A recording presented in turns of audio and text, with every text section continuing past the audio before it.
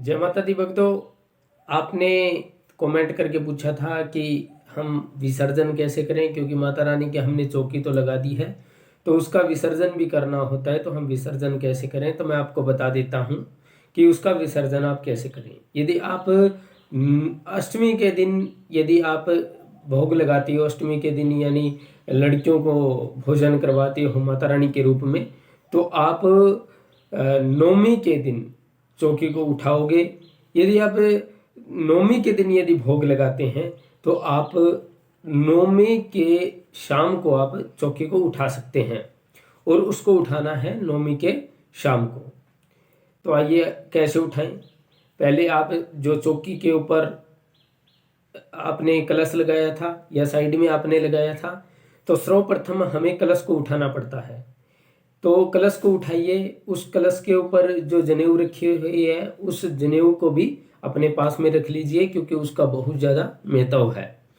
फिर कलश के अंदर जो जल रखा हुआ है उस जल को पूरे घर के अंदर छिड़काव कर दें उसका, और उसके अपने सेफ्टी टैंक के अंदर थोड़ा उसका जल है वो डाल लें। फिर उसके अंदर जो आपने सुपारी डाली थी और पैसे डाले थे वो भी अपने पास में तिजोरी के अंदर रख लें। उसके जो पत्ते हैं उनसे पत्तों के द्वारा उसका पूरे जल का छिड़काव करना है। फिर आते हैं कि चौकी के ऊपर, चौकी के ऊपर जो गणेश जी रखे हुए हैं हमारे, सुपारी के ऊपर जो हमने गणेश जी बनाया था, उस गणेश जी को हमें हमारे तिजोरी के अंदर रखना है। उस गणेश जी की जो प्रतिमा है या फिर गणेश जी जो सुपारी के बनाए हुए हैं उनको हमारी तिजोरी के अंदर रखना है। फिर जो चावल बचे हुए हैं उन चावलों का क्या करना है।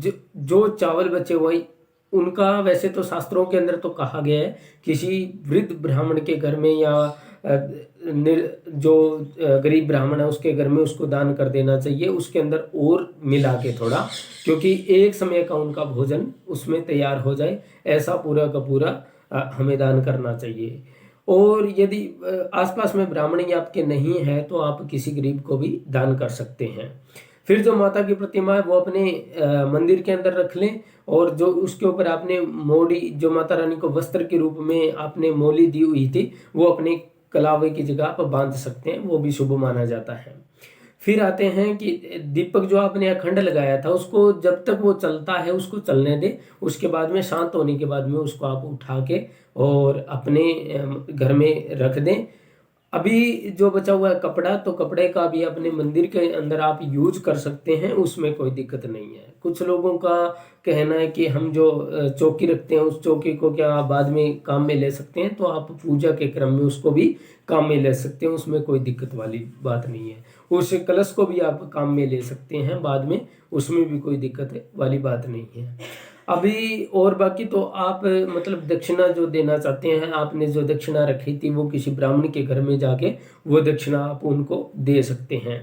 फिर बाद में जो आपने और जैसे पुष्प हो गए, बचे हुए और भी कुछ होते हैं जैसे जिनको निर्माल्य बोलते हैं, बचा हुआ जैसे मतलब धूप का नीचे से वो बच जाता है, जो आप अखंड ज्योत के अंदर लगाते हैं वो तो एक बार होता है, पर अखंड ज्योत नहीं लगाते हैं उनके बार बार में जो कॉटन का बचा हुआ होता है वो ये सारा एक पॉलीथीन के अंदर डाल लें, और पॉलीथीन को पानी के अंदर न डालें। उन सभी को आप नदी के अंदर या पानी चलते पानी के अंदर प्रवाहित कर सकते हैं। पॉलीथीन को डालने के बाद में प्रदूषण होगा, इसको साइड के अंदर डालें। बाकी और यदि डालना हो कुछ ऐसा हो कि हम जल में नहीं डाल सकते, वो आप पीपल के वृक्ष के जड़ के नीचे आप उसको रख सकते हैं, उसमें कोई दिक्कत वाली बात नहीं है।